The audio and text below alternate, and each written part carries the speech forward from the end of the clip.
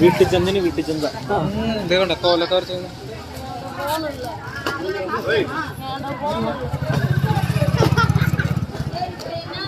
ചന്തേരി ഞാൻ വിചാരിച്ചത് ഇതാണ് ഞാൻ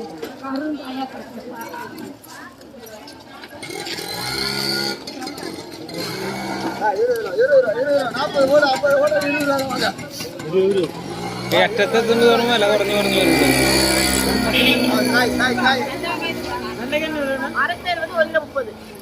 ഒരു കിലോ പോട്ട് വിടും 30 രൂപ.